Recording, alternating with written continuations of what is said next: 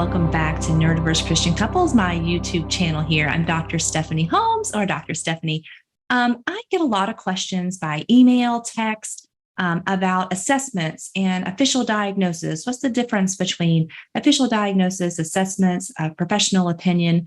So I thought I'd try to talk a little bit about that today. I might make a couple of clinical psychologists mad, and I'm sorry. But I do think in the context of autism, I think there's a couple of different things that we want to talk about. So often when someone will reach out to me and they say, do you do assessments? Do you assess autism? And I want an official diagnosis. And so I'll ask the question, and then I understand why it's confusing. I'll say, what do you mean by official diagnosis? What are you hoping for with an official diagnosis? Would an assessment be okay? And so I can understand if you're hearing that like an assessment, a professional opinion, a diagnosis, official diagnosis, why does it matter? So let me kind of break that apart for you. And I'll kind of tell you a little bit about my background. So before I kind of moved into this field that I'm in now, when I was had my master's degree and was working on my counseling degree, part of that was testing and assessment. And I was working underneath a developmental psychologist at the time and was trained on some of the biggies.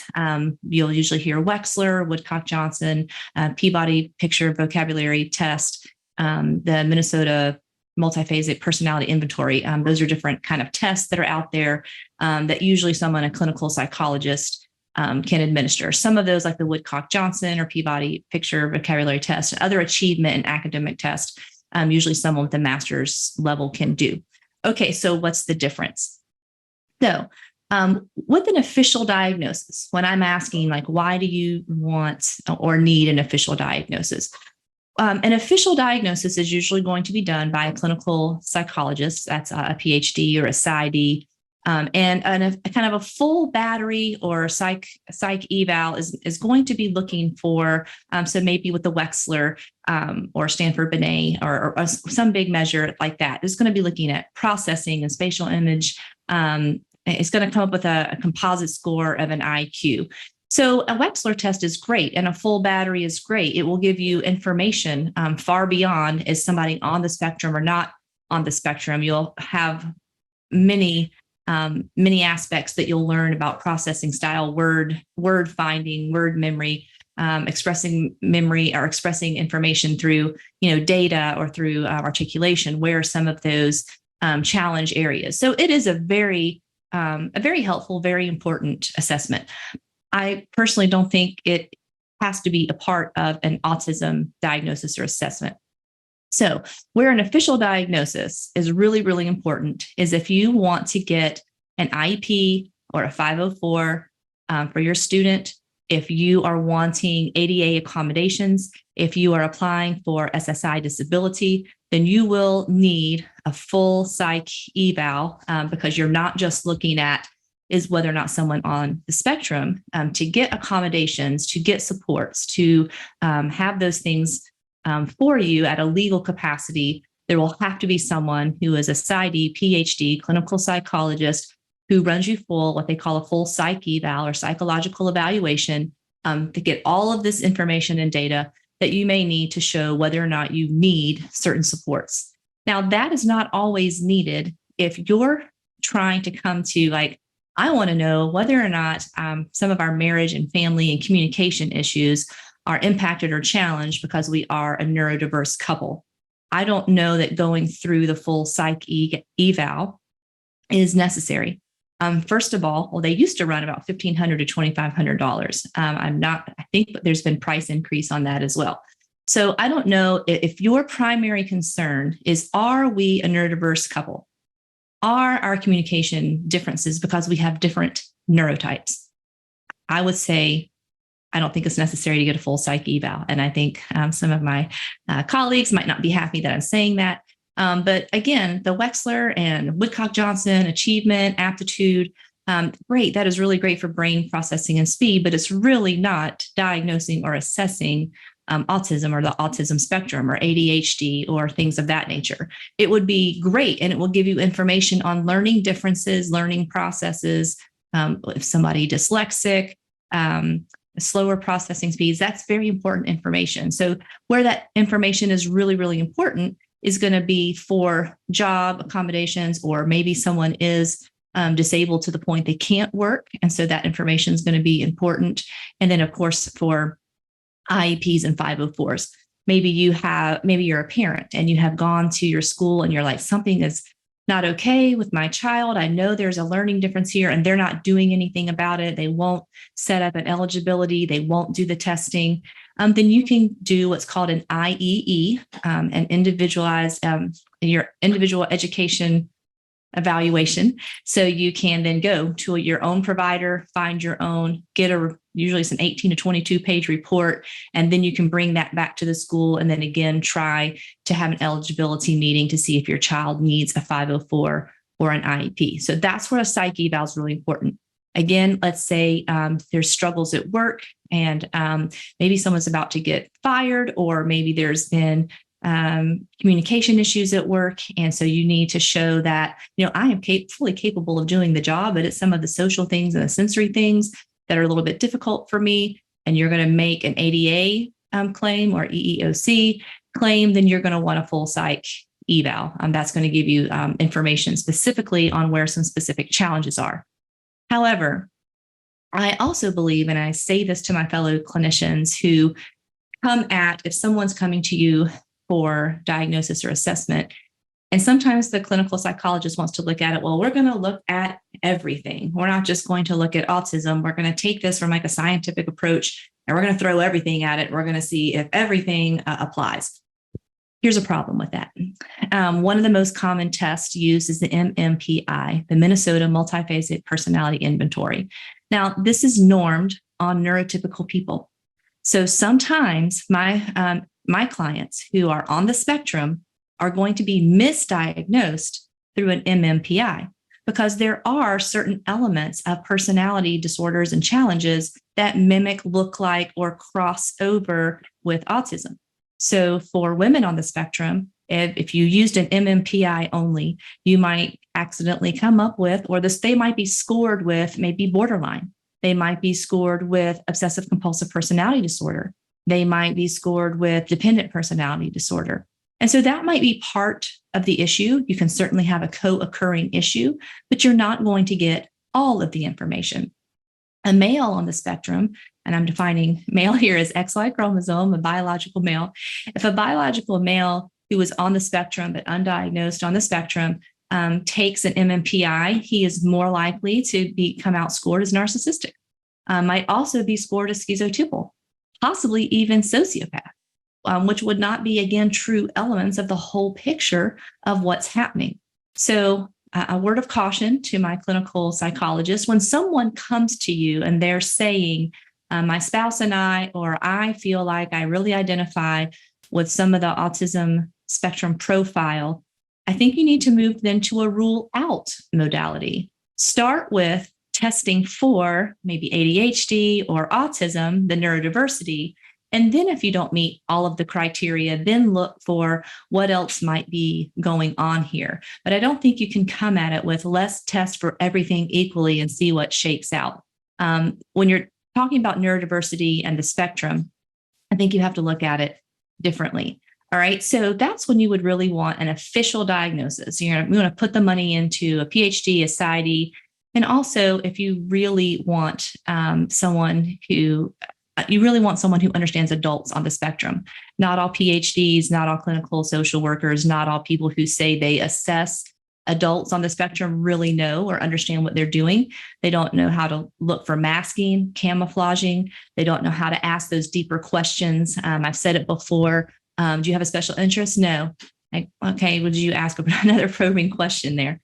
So that's that. And so for that, you might check out aane.org, not ARG, and look for diagnosticians who are supposed to be vetted there for really understanding adult autism. Okay, so let's say maybe you don't need a full psych eval. Well, what about online assessments? I'm asked about all the time. Well, there are some really good online self kind of diagnosing things out there. However, there's a little bit of caution here. So I'm going to put down below where some really good ones are. Embrace-Autism has 4 or 5 really ones that have been vetted. Dr. Natalie Engelbrecht, who I've had on the show, who I have a YouTube with, these are ones that she recommends. And she is a person on the spectrum. And so I'm going to give even more kind of kudos for vetted from her as a professional and these by someone who's on the spectrum. However, these can't be fully relied upon because a lot of self-assessment measures then do what? They rely on, can a person really self-assess and be self-aware of their impact in themselves and others? And so where this can be problematic is if it's asking a question, again, about a special interest or a sensory profile, and the person says, nope, I don't think that's me. And then so you're going to get a score that you more than likely do not qualify or do not meet criteria to be on the spectrum. So I say to couples, if you are thinking about, we don't have the money for a psych eval, we don't even have money for an assessment, let's just pull off one of these online assessments and let's see if this is it. So I recommend a couple of things, depending on how much the person is fighting or defending that they may not be on the spectrum. So if you're in a space that you really, truly are both open to explore, we think this might be it. We're not sure. We're going to leave the door open to it. And there's not someone who's really defensive and nasty and you're attacking me and kind of coming at it with that attitude, then maybe the two of you can sit and do it together. And so maybe if the person says, I don't think this is me, and the spouse says, I actually do experience that different with you, that would be a good way to do an online assessment. Another way you could do it is you could have each person take it. So the spouse that is suspected to be on the spectrum, they can take that. And then the other spouse who perhaps is neurotypical can take it as if they were the other. And you can kind of compare the scores and kind of see where the difference is. Maybe that's a way to start that conversation. For me, if someone comes to me and they've self-identified that they are neurodiverse, I'm fine with that. I don't require a full-on official diagnosis or assessment. If someone has read the criteria and a couple has come to this conclusion together, could maybe you be off about being on the spectrum? Possibly, but there probably is some other neurodiversity that is present, ADHD, a learning difference, learning style, formerly known as Asperger's, something like that. Or maybe there's been compensatory strategies that have been learned. So technically all the criteria wouldn't be made now, but to say, I think we feel like this is neurodiverse. We're both on board with this. We've done this self-assessment, self-identified. From my perspective, I would be open to that. Some clinicians are not. Okay, the final one is an assessment. So assessments are something that I'm currently doing, but I will be stopping as of June of 2024. Yes, because I'll be hanging up my counseling title completely and working more towards coaching. And then I'll lead that to my next one, which is professional opinion. So there are assessments that you can do. And so if you're going to do an assessment, the one I use is called the MIGDAS, MIGDAS-2. That is the assessment that I use. And this one is specifically looking for the autism profile. And there's 3 different versions. Actually, there's one for children, there's one for adolescents, there's one for adults. And then there's also ones for people who are nonverbal and or non-speaking, and then those with verbal fluency. That is my preferred because it's something that can be done in under 3 hours. So with my rate times 3, you can find out in the next 30 minutes, you can find out for sure with the results. There's not scale scores, conversion scores, all of that you have to do. It was meant to be used in an office or an online setting where you want to get an answer in under 3 hours. So to the clinical psychologist, they would say, well, that's not the gold standard. Okay, so again, if you're looking for the gold standard, it's depending on what do you need the information for. So this measure, the MIGDAS-2, and there are some other assessments that are out there that are shorter assessments, you're only looking at autism spectrum only. That might be a more viable option. So whether or not someone wants like the official assessment or an informal assessment with me, you're going to have to come to my office in Georgia, which I'm not doing as much anymore because I don't have as much office time available, is one way to do that. Or I can do it online. And there are other people who can do an online assessment as well. Again, this is going to tell you whether or not a person is or is not on the spectrum, but is not something that you're going to be able to take to an ADA or an IEP or SSI situation. Okay, so just understand the differences of what you're doing. When I moved to coaching 100% in 2024, and someone says, do you think that we are neurodiverse? I will say, this is my professional opinion as a certified autism specialist, based on the criteria, based on my formal training, based on the things that we're talking about. I'm giving you my best clinical opinion that I believe you are. Okay, are or are not. So that's kind of the four spaces that I kind of wanted to bring up today. There is the official full psych eval, which in the industry is kind of considered the gold standard, but it may not be necessary depending on why you want to know whether or not you or someone you love is on the spectrum. There are specific reasons that you have to or need that level. Then the next level that is still official, you could still say, I am on the spectrum, or I am not on the spectrum, or my spouse is on the spectrum or is not on the spectrum. And that's an assessment. And that's something like I mentioned, the MIGDAS-2, that is an official assessing tool to find out whether or not someone is or is not on the spectrum.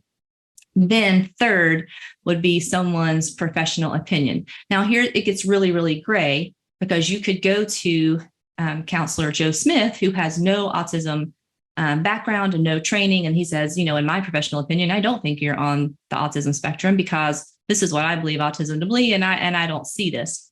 Okay. That might not be really, really good information. But if you have someone such as myself and some of the other people, other coaches that are on my referral page at my site, those who are trained in autism and autism aware and have had some specific training in assessing and giving an opinion about autism, then I would say then that would be strong enough. And for most people, if you're just, again, looking to, are we a neurodiverse couple or not? So we need to know whether or not we need a neurodiverse trained specialist, that's good enough. And then kind of the least is the self-identification. And for those on the spectrum, I know that might be offensive as well, because some people would say, well, if I self-identify, why isn't that good enough? And again, for your purposes, based on what you may need to inform your therapist, that would be good enough if you self-identify. But a self-identification will not be enough to get you help or supports in a situation of work environment. So I just wanted to kind of take the time today to kind of talk about assessment, diagnosis, clinical opinion, professional opinion, because maybe you're in that space. Like, we need to know, we kind of think this fits, we're not sure. We don't understand the differences in all this terminology. This is a big investment to have this $1,500 to $2,500 test. Do we need it for what we need? So I hope this was helpful for you today, kind of parsing out, going through the different options that you may have, and just kind of coming back to, again, what is the reason? Why do you want to be assessed? If it's to inform marriage therapy, to inform a counselor, whether or not you need a neurodiverse trained counselor, self-identification, professional opinion, assessment might be just enough. So I'm here. I hope that helps. I also want to save you money and help you steward your money and go towards what you need so that you know the best service provider that would be helpful to you. Thank you for joining me today. Again, join us on our podcast, Neurodiverse Christian Couples. I actually have someone coming on who is part of the researchers who came up with the Violin, which is one of the biggies for diagnosing autism, and talking about some of the research behind that. That'll be coming up later this year. So be on the lookout for that. And you can find out more information about us, our courses or modules, how to connect with us, how to find out what groups we're running at www.christianneurodiversemarriage.com. Thank you for joining me today.